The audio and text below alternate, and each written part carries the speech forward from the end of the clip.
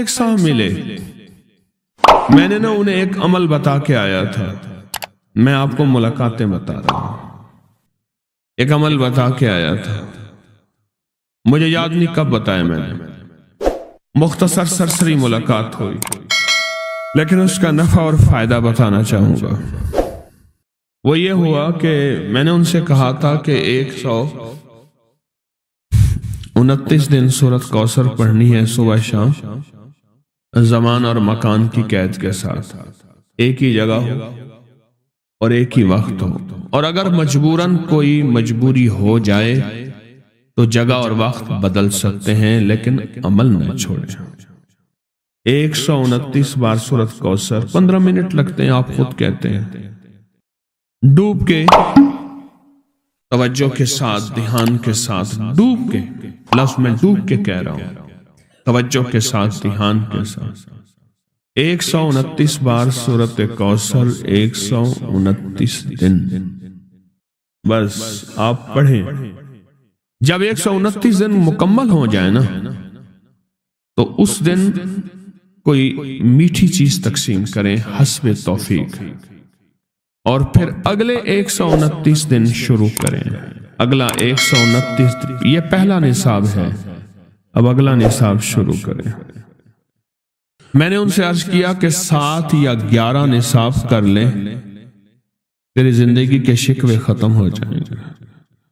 7 یا 11 نصاب، 129 دن اہتمام کے ساتھ، جگہ اور وقت کی پابندی ہو، مجبوراً اگر کوئی مجبوری ہے تو بدل سکتے ہیں، 129 دن، اور جب 129 دن ختم ہو تو اس کی مٹھائی تقسیم کریں اور شیرینی تقسیم کریں حسب توفیق، اور اگلے 129 دن شروع کریں، اگلے 129 دن شروع کریں، اگلے 129 دن، پھر جب وہ ختم ہو پھر شیرینی تقسیم کریں، اور اس کے بعد پھر اس سے اگلے 129 دن شروع کریں۔ اس طرح یہ ہر 129 دن ایک نصاب ہوا، اس طرح 7 یا 11 نصاب، 7 یا 11 نصاب آپ کر لیں۔ اس نے 7 یا 11 نصاب کیے، میں نے اس کے 7 اور 11 نصابوں میں اتنے نتائج پائے، اتنے نتائج پائے۔ وہ اس وقت کھڑا تھا اور سامنے احد پہاڑ تھا، میرا اندازہ کہہ رہا تھا کہ اب اس کے پاس اتنی بڑی کیمیا ہے کہ احد پہاڑ کے پتھر کو جا کے ہاتھ لگائے تو سونا بن جائے گا۔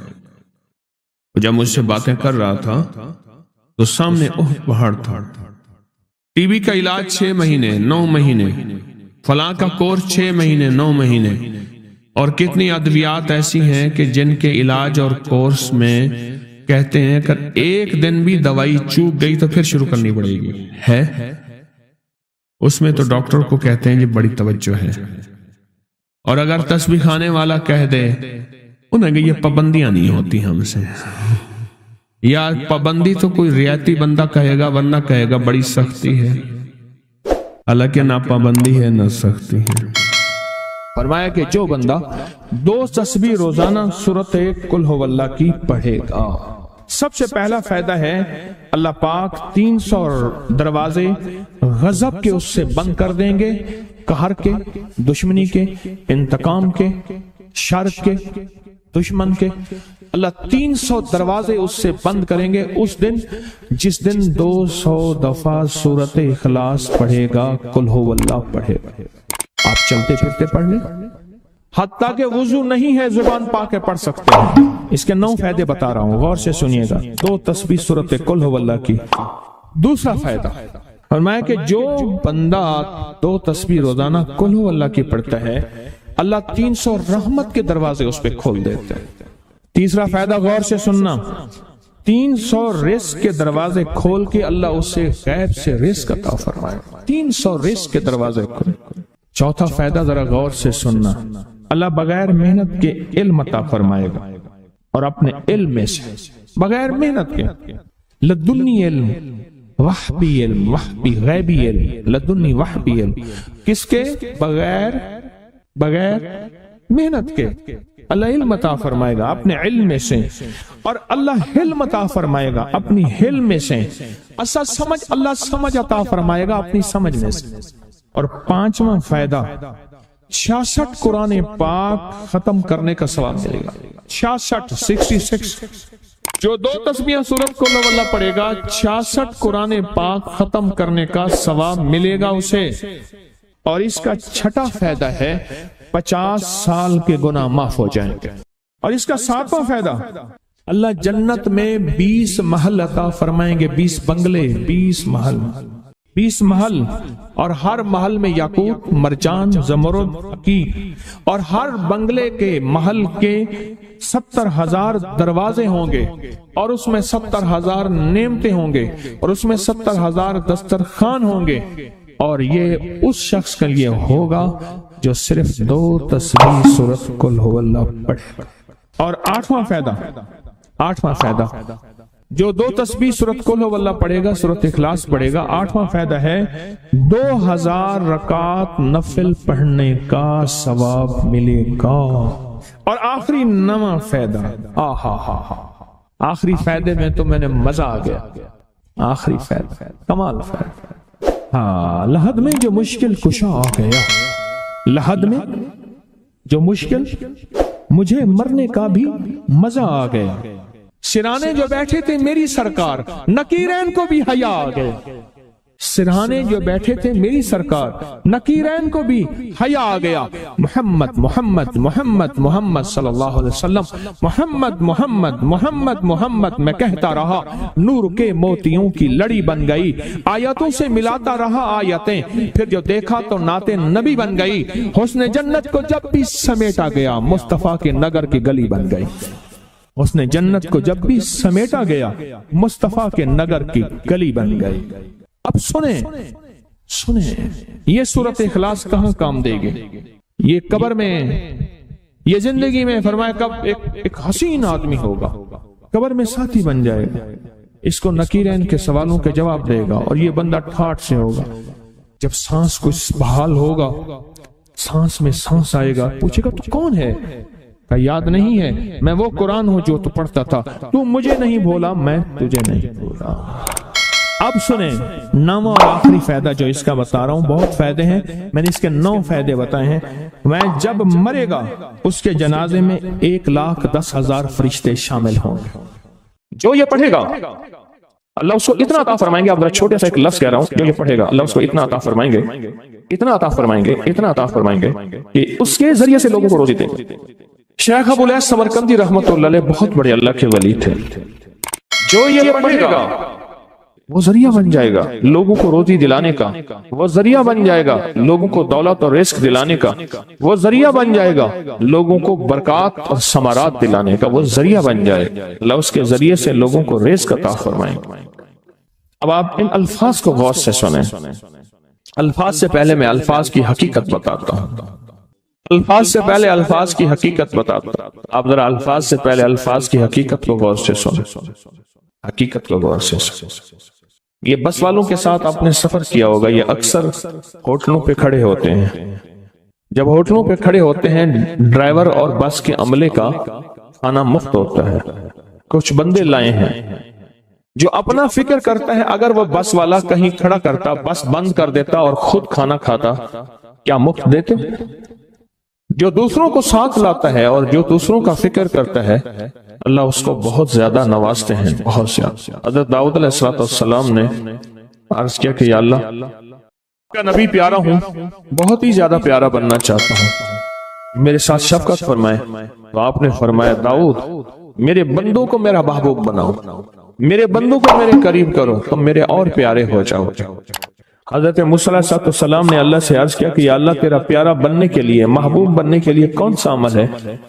تو آپ نے فرمایا غیبانہ لوگوں کے لیے دعا کرو، غیبانہ لوگوں کے لیے دعا کرو۔ کیوں؟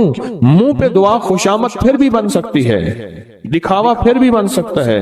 جب غیبانہ لوگوں کے لیے دعا کرو گے، فرمایا وہ دعا ایسے ہوگی جو تجھے 3 چیزیں دلائے گی۔ ایک میرا دوست بنا دے گی، اور ایک جتنا لوگوں میں رزق تقسیم ہوگا اتنا سارا تجھے ملے گا۔ تو سارا تجھے ملے گا، یہ بندہ مالدار اور تونگر بن جائے گا۔ دوسرا اور تیسرا فرمایا کہ اللہ جل شان ہو تجھے لوگوں میں عزت دیں گے، وقار دیں گے، شان و شوکت دیں گے اور ہر دل عزیز کر دیں گے۔ صرف اپنے مزاج سے نکلا ہے، اپنی سوچ سے نکلا ہے، میری جنت ہو، میری قبر ہو، میری آخرت ہو، بس اور کوئی جائے نہیں۔ میں کہ یہ اللہ کے لیے جب بندہ کرتا ہے۔ اب آپ میت کی دعا دیکھیں، اللہم اغفر لحینا، حالانکہ ساری دعا تو اس میت کے لیے مانگنی چاہیے تھی، اے اللہ جتنے زندہ ہیں ان سب کو معاف کر دے، ومیتنا، جتنے مر گئے سب کو معاف کر دے۔ میت سامنے پڑا ہے، عین سامنے رکھ کے میت کے لیے دعا نہیں مانگی جا رہی، پہلے سارے زندوں کے لیے تاکہ ان کا خاتمہ ایمان پہ ہو، پھر میتوں کے لیے، وشاہدنا جو موجود ہیں، وغائبنا جو اس وقت نظر نہیں آ رہے غائب ہیں، وصغیرنا وہ چھوٹے ہیں، وکبیرنا وہ بڑے ہیں، وذکرنا وہ مذکر ہیں، وانسانا اے اللہ جو مؤنث ہیں۔ یہ دعا مانگ کے پھر کہتے ہیں اللہم من احییتہ منا فاحیہ علی الاسلام، اللہ زندگی گزارنا تو کملی والی کے غلامی میں، ومن توفیتہ منا فتوفہ علی الایمان، اے اللہ اگر موت ہو تو ایمان کی موت دے دے۔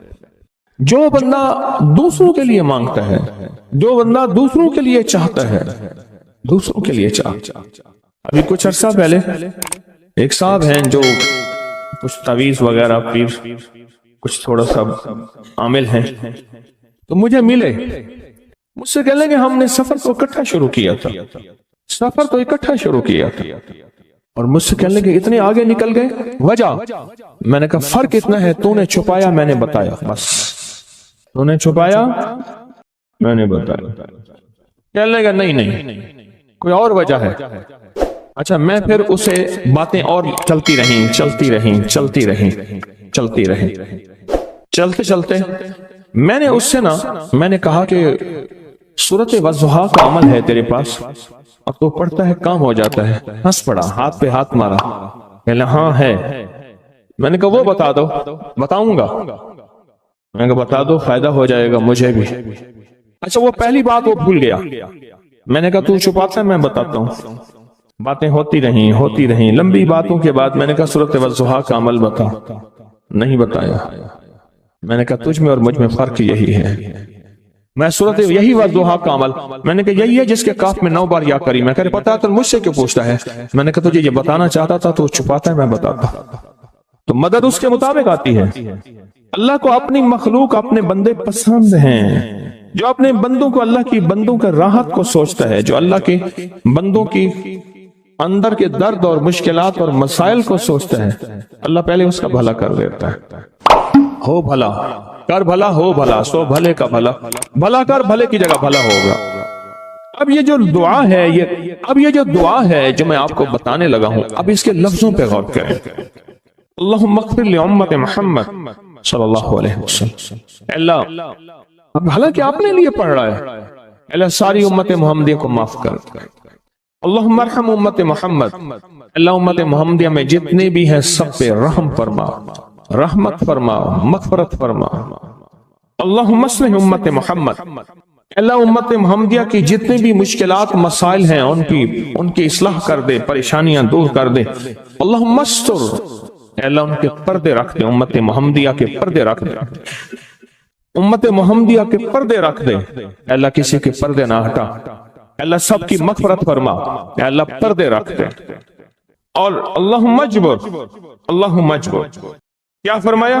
اللہ ٹوٹے دلوں کو جوڑ دے، جتنے دل ٹوٹے ہوئے ہیں اور دل آپس میں ٹوٹے ہوئے ہیں، آپس میں دل ختم ہو چکے ہیں، گھر ٹوٹنے والے ہیں، طلاقوں تک نوبت پہنچی ہے، یا دل ایسا ٹوٹا ہے کہ مانگ کے تھک گیا ہے، اللہ جتنے بھی ٹوٹے دل ہیں ان سب دلوں کو تو جوڑ دے، سب لوگوں کو۔ اللہم فرج، اے اللہ لوگوں کے لیے کشادگیاں کر دے، رزق کی کشادگی، صحت کی کشادگی، برکت کی کشادگی، رشتوں کے لیے کشادگی، کاروبار کے لیے کشادگی، زندگی کے سفر کے لیے کشادگی، اے اللہ لوگوں کے لیے کشادگی اور رحم کا معاملہ کر۔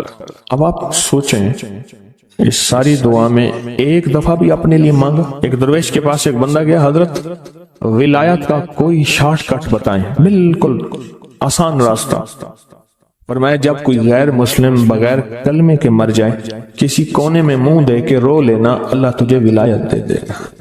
احساس، درد، غم، اللہ کو یہ پسند ہے، اور اللہ کے ہاں اس کی قیمت ہے، اور اللہ کی بارگاہ میں اس کی قیمت ہے۔ اس پورے کے پورے وظیفے میں آپ یہ دیکھ لیں، ایک دفعہ بھی اپنے لیے نہیں مانگا کہ اللہم اغفر لامت محمد، اللہم ارحم امت محمد، اللہم اصلح امت محمد، اللہم استر امت محمد، اللہم اجبر، اللہم فرج، اللہم منصر۔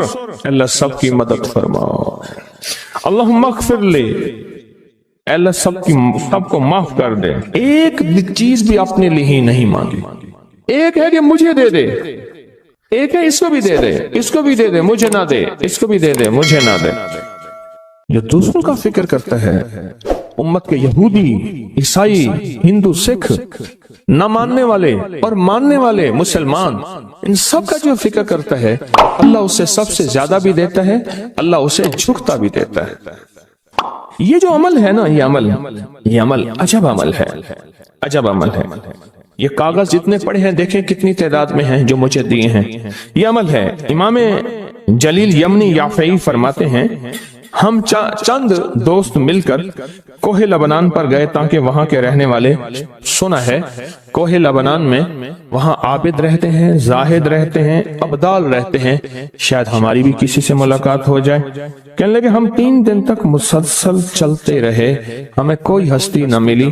اسی دوران میں میرے پاؤں میں چوٹ لگ گئی اور میں چلنے سے عاجز ہو گیا۔ آخر میں بلند پہاڑی پر آ کر بیٹھ گیا۔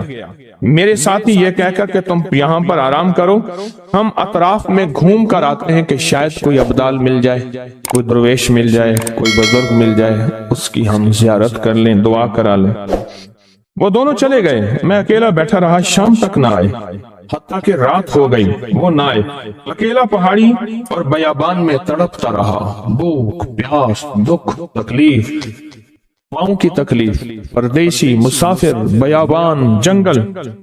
دوسرے روز میں نے وضو کے لیے پانی تلاش کیا تو پہاڑی کے نیچے پانی کا ایک چشمہ نظر آیا۔ وہاں وضو میں کے لیے کھڑا ہوا تو اثناء نماز کسی تلاوت والے کی آواز سنائی دی۔ نماز سے فارغ ہو کر میں آواز کی طرف چل پڑا۔ چلتے چلتے ایک غار نظر آیا، میں دیکھا تو ایک بزرگ ہیں اور وہ بھی نابینا ہیں۔ میں نے انہیں سلام کیا، انہوں نے سلام کا جواب کر کے پوچھا انسان ہو یا جن؟ میں نے کہا جی میں آدمی میں سے ہوں، انسانوں میں سے ہوں۔ اور پھر انہوں نے حیرت سے پڑھا لا الہ الا اللہ وحدہ لا شریک لہ، میں یہاں 30 سال سے ہوں اور آج تک میں نے کسی آدمی کو نہیں دیکھا۔ کتنے سال سے؟ 30 سال زندگی کے گزر گئے ہیں، آج تک ایک آدمی نہیں دیکھا۔ تم یہاں کیسے آ گئے؟ تم یہاں کیسے آ گئے؟ تم یہاں کیسے آ گئے؟ تو میں نے کہا کہ تم لگتا ہے تھک گئے ہو، تھوڑی دیر کے لیے سو جاؤ۔ میں آگے چل کے دیکھا تو غار میں 3 قبریں بنی ہوئی تھیں۔ مجھے حیرت ہوئی لیکن تھکان بہت زیادہ تھی، مجھے نیند آ گئی۔ ظہر کی نماز کا وقت ہوا تو انہیں آواز دی کہ اللہ تم پر رحم کرے، اٹھو نماز کا وقت ہے۔ باوجود نابینا ہونے کے اوقات نماز کے ماہر اور واقف تھے۔ میں نے اٹھ کے ان کے ہمراہ نماز پڑھی، اس کے بعد وہ عصر تک تلاوت کرتے رہے۔ جب عصر سے فارغ ہوئے تو کھڑے ہو کر انہوں نے 3 مرتبہ یہ دعا پڑھی جو یہ دعا میں نے ابھی پڑھی ہے، صرف 3 مرتبہ پڑھی 3 مرتبہ یہ دعا پڑھی۔ عارف شاذلی ابو نعیم اصفہانی کے ساتھ لکھی ہے جب ہم مغرب سے فارغ ہوئے تو میں نے ان سے دریافت کیا یا شیخ آپ امت کی مغفرت والی یہ دعا آپ کو کس نے سکھائی؟ یہ آپ کو موتی ملا تو کہاں سے ملا؟ یہ سن کر نابینا بزرگ نے یوں فرمایا جو شخص اس دعا کو روزانہ دن میں صرف 3 بار پڑھ لیتا ہے اللہ اس کو ابدالوں میں شامل کر لیتا ہے۔ اور دنیا میں اس وقت اربوں کی آبادی ہے، کروڑوں کی نہیں، اربوں میں صرف 40 ابدال ہیں، 40 ابدال ہیں پوری دنیا میں۔ اور فرمایا جو شخص اس کو 3 دفعہ صبح شام پڑھ لیتا ہے، 3 دفعہ اس دعا کو روزانہ صرف 3 مرتبہ پڑھ لے، اللہ اس کو ابدالوں میں شامل فرما دیتے ہیں۔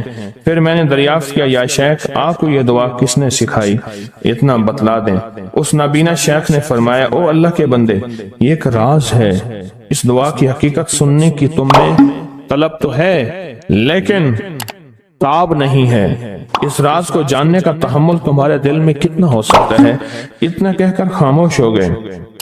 پھر فرمایا کہ عارف باللہ شیخ ابوالحسن شاذلی فرماتے ہیں وہ دعا یہی ہے جو ابدال مانگتے ہیں، ابرار مانگتے ہیں، غوث مانگتے ہیں، ولی مانگتے ہیں، کتب مانگتے ہیں، اولیاء مانگتے ہیں، اور پھر اللہ سے جو مانگتے ہیں وہ ملتا ہے۔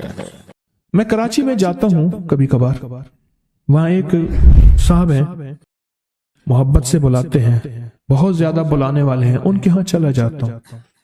میں نے دیکھا تو ان کا بھائی جو ہے ایسے چل رہا تھا تو ہاتھ میں تسبیح تھی، بات تھوڑی کرتا تھا، تسبیح زیادہ پڑھتا تھا۔ اس کا دبئی میں بہت بڑا کاروبار، جسے کہنا چاہیے بہت بڑا کاروبار دبئی۔ کہنے لگا گاڑی میں جا رہا تھا، کچھ لوگ آئے، گاڑی کا دروازہ کھولا، بیٹھے، مجھے لے گئے۔ پھر میرے گھر والوں کو مہینوں پتہ نہ چلا، اور اس کے بعد بڑی اذیتوں کے بعد میں چھوٹا۔ اب وہاں بیٹھ کے پھر اللہ ہی تھا تنہائی میں، اور تو کوئی تھا ہی نہیں۔ کہا کہ وہ اللہ سے ذکر کرنے اور باتیں کرنے کی ایسی کوئی مجھے عادت سی پڑ گئی ہے، اب لوگ مجھے کہتے ہیں کہ آپ جیل کی اذیتوں کی وجہ سے خاموش ہو گئے ہیں۔ میں لوگوں کو لاکھ کہتا ہوں، نہیں، وہ مانتے نہیں۔ جیسے نا بندہ کوئی غم کی وجہ سے بعض اوقات نہ چپ ہو جاتا ہے، وہ کیوں کہتے ہیں اسے چپ لگ گئی ہے، خاموش ہو گیا ہے۔ تاکہ میں لوگوں کو کہتا ہوں نہیں، میں جیل کی وجہ سے خاموش نہیں ہوں۔ اس قید نے، اس جیل نے میرے اوپر جو آزمائش بھیجی ہے، اس قید نے اور جیل نے میرے اوپر جو آزمائش بھیجی ہے، اور میں پھر وہاں ذکر کا عادی بنا، دعاؤں کا عادی بنا، تسبیح کا عادی بنا، اعمال کا عادی بنا، اور وہ عادت سی پڑ گئی ہے، اور وہ عادت سی ایسی پڑی ہے کہ بس سارا دن اب اسی میں لگا رہتا ہوں، سارا دن اب اسی ذکر میں اور اسی یاد میں لگا رہتا ہوں۔ کہیں ایسا نہ ہو ہم بھی اگر ذکر سے غافل ہوئے، تسبیح سے غافل ہوئے، خدا نہ خواستہ ایسی آزمائش آ جائے اور پھر ہم ذکر اور تسبیح اور اعمال کے عادی بن جائیں، اللہ سے عافیت مانگیں۔ اور اگر ہماری زبانوں پہ تسبیح ذکر آ گیا ہے عافیت کے دنوں میں، تو سمجھ لیں یہ اس کی عطا ہے، یہ اس کی نعمت ہے، یہ اس کی کریمی ہے، یہ اس کا فضل ہے۔ اس نے بہت بڑی آزمائش سے پہلے ہمارے اوپر اتنا کرم کر دیا، اس کا بہت بڑا کرم ہے۔ اس لیے اللہ جل شانہ کے حبیب کملی والے نے آزمائشوں سے پناہ مانگی ہے۔ اللہم انی اعوذ بک من جہد البلاء، آزمائش، کوئی بلا آ جائے، ودرک الشقاء، شقاوت میں میرا نام آئے، بدبختی میں، یہ بھی آزمائش ہے، وسوء القضاء، میرے لیے ایسے فیصلے ہونا شروع ہو جائیں جو مجھے برباد کر دیں، ایک کے بعد دوسرا میرے حق میں فیصلہ، میرے خلاف فیصلے سارے، وشماتت الاعداء، اور ایسا وقت میرے آزمائش نہ آئے کہ دشمن تالیاں بجائے، دشمن ہنسے اور میرا مذاق اڑائے۔ اس لیے میرے آقا نے، میرے حضور نے آزمائشوں سے پناہ مانگی ہے، عافیت مانگی ہے۔ اللہم انی اعوذ بک من زوال نعمتک، اللہ نعمت دی پھر اس کا زوال آ گیا، وتحول عافیت، عافیت دی اور تو نے چھین لی۔ اللہم انی اعوذ بک من زوال نعمتک وتحول عافیتک وفجاءت نقمتک وجمیع سخطک، اے اللہ کو میرے اوپر ایسے حملے ہوں اور سختیاں میرے اوپر شروع ہوں، مولا میں اس سے پناہ مانگتا ہوں۔ میں مانگتا کیا ہوں؟ ربنا آتنا فی الدنیا حسنہ، اس سے دنیا کا بہترین پیکج مانگتا ہوں، وفی الآخرۃ حسنہ، تو اس سے آخرت کا بہترین پیکج، شاندار، لاجواب، بہترین۔ ہاں آزمائشیں، مصیبتیں، تکلیفیں، حوادث، حادثات، ناکامیاں، بیماریاں، پریشانیاں میں نہیں مانگتا مولا۔ اللہم انی اعوذ بک من الہم والحزن۔ ہم کہتے ہیں ٹینشن کو، انزائٹی کو، اسٹریس کو، ڈپریشن کو، اندر غم ہے باہر پتہ ہی نہیں، اس کو ہم کہتے ہیں۔ اور حزن کہتے ہیں جس پہ ہائے ہائے ہو۔ اے اللہ میں تجھ سے اندر کا دکھ جو مجھے دیمک کی طرح کھائے، اور باہر کا دکھ جو مجھے تڑپائے، اندر کا دکھ کھائے اور باہر کا دکھ تڑپائے، اے اللہ میں اس سے پناہ مانگتا ہوں۔ ہم والحزن، عجز والکسل، ایسا کہ میں عاجز ہو جاؤں یا میرے پر سستی غالب ہو جائے۔ کتنے لوگ ایسے ہیں ان کے اوپر سستی غالب ہے، بہت بڑی مصیبت ہے زندگی کی۔ میرے آقا کملی والے نے اس سے پناہ مانگی، اللہ کے حبیب میرے آقا نے آزمائشوں سے پناہ مانگی۔ اللہم انی اعوذ بک من الفقر والکفر، اے میرا مولا مجھے کفر سے اور فقر سے بچا۔ فقر ایسا، غربت ایسی آئے کہ میرے ذہن میں ہر وقت لوگوں کی جیب پہ نظر ہو، ہر وقت لوگوں کی جیبوں پہ نظر ہو۔ یہ دو وقت میں ہوتا ہے، ذہن نشین رکھیے گا۔ اس فقیر کا تجربہ ہے، ایک جب طمع بڑھ جاتا ہے، لالچ بڑھ جاتی ہے، اس وقت لوگوں کی جیبوں پہ نظر ہوتی ہے۔ جب فقر بڑھ جاتا ہے، غربت اور تنگ دستی اور فقیری بڑھ جاتی ہے، پھر لوگوں کی جیبوں پہ نظر اس کی ہوتی ہے اور اللہ کے خزانوں پہ نظر نہیں ہوتی یا کم ہوتی۔ اے میرے مولا مجھے فقر سے بچا اور کفر سے بچا، کہ ایسا وقت نہ آئے میں اپنا دین بیچ بیٹھوں، اپنا ایمان بیچ بیٹھوں۔ ہمارے ایک مخلص تھے عبد الوحید سلیمانی صاحب رحمۃ اللہ علیہ، کہنے لگے انارکلی میں میرا ایک دوست تھا، تو میں اس دوست کے ساتھ زندگی گزری، پنجاب یونیورسٹی میں اکٹھے پڑھتے تھے۔ تو پھر پتہ چلا کہ وہ بہت مالدار ہو گیا، اسلام آباد کے ایک بہت بڑے سیکٹر میں گیا تو اس کا گھر دیکھا، گاڑیاں، بڑا گھر، اور یہاں اس کے پاس ایک پرانی سی پتلون ہوتی تھی اور غربت ہوتی تھی، اور انارکلی کے کسی اوپر چبارے کے کسی کمرہ لیا ہوا تھا۔ تو میں نے اس کا نام لے کے پوچھا یہ کیا؟ اس نے ایسے سینے پہ ہاتھ رکھ کے کہا بس یہی بیچا ہے، اب باقی سب ٹھیک ہے، سینے پہ ایمان بیچا ہے، سب کچھ مل گیا۔ اللہ میرے پر وہ وقت نہ لا جب میرے پر فقر غالب آ جائے یا کفر آ جائے۔ میرے آقا کملی والے نے آزمائشوں سے پناہ مانگی، اور آپ حضرات کتنے خوش قسمت ہیں، اس کی شان کریمی اللہ نے آزمائشوں سے بچایا، اور انشاءاللہ ان نام کی برکتوں سے، ان دعاؤں کی برکتوں سے، ان تسبیحوں کی برکتوں سے، اس اللہ کے نام لینے کی برکت سے انشاءاللہ اللہ اور آزمائشوں سے بچائے گا۔ اللہ نے بغیر آزمائشوں کے ہمیں اپنا نام دے دیا، اپنے نام کی تسبیح دے دی، اپنا ذکر دے دیا، اپنی یادیں دے دی۔ کسی جگہ منہ سے اللہ نکل جاتا ہے، کہیں رحمان نکل جاتا ہے، کہیں بسم اللہ نکل جاتا ہے۔ ابو عبداللہ مغربی فرماتے ہیں میں نے رسول اللہ صلی اللہ علیہ وسلم کو خواب میں دیکھا، عرض کیا مجھے اللہ سے ایک حاجت ہے، کس وسیلے سے دعا مانگوں؟ عرض کیا مجھے اللہ سے ایک حاجت ہے، کس وسیلے سے دعا مانگوں؟ کوئی عمل بتا دیں، کوئی وسیلہ بتا دیں آقا۔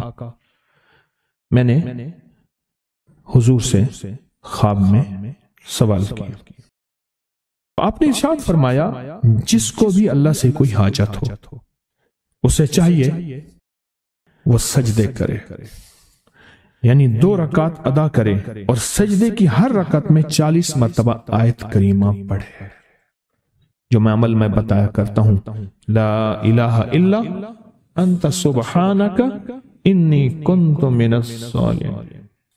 جب بھی کوئی مشکل ہو، الجھن ہو، پریشانی ہو، کوئی تکلیف ہو، کوئی مسئلہ ہو، تو میرے حضور نے فرمایا کہ تو ایسا کر، تو ایسا کر، تو کیا کر، تو نفل پڑھ، ہر رکعت میں سبحان ربی الاعلیٰ کے بعد 40 مرتبہ آیت کریمہ پڑھ، اور پڑھ ایسے ڈوب ڈوب کے مانگ مانگ کے، گڑ گڑا کے، بھکاری محتاج سائل اور منگتا بن کے پڑھ۔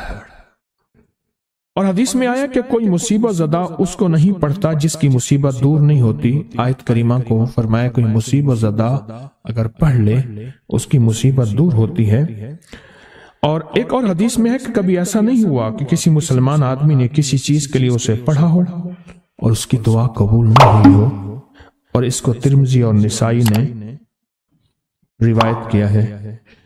میرے آقا فرماتے ہیں کہ میں جب شب معراج میں میرا ایک شخص پر گزر ہوا جو نور عرش میں چھپا ہوا تھا، عرش کے نور میں اتنا ڈوبا ہوا تھا، خود چھپا ہوا تھا عرش کے نور میں۔ میں نے پوچھا یہ کون ہے؟ یا کوئی فرشتہ ہے؟ فرمایا نہیں۔ میں نے کہا تو پھر یہ کون ہے؟ فرمایا ایک انسان ہے، جب دنیا میں تھا تو یاد خدا اسے اس کی زبان پر تر و تازہ رہتی تھی، اس کا دل مسجد میں لگا رہتا تھا۔ آج اللہ کے حضور یہ نور عرش کے نور میں اتنا ڈوبا ہے کہ خود چھپ گیا۔ دو چیزوں کی وجہ سے، ایک اس کی زبان ہر وقت اللہ کی یاد سے تر و تازہ رہتی تھی۔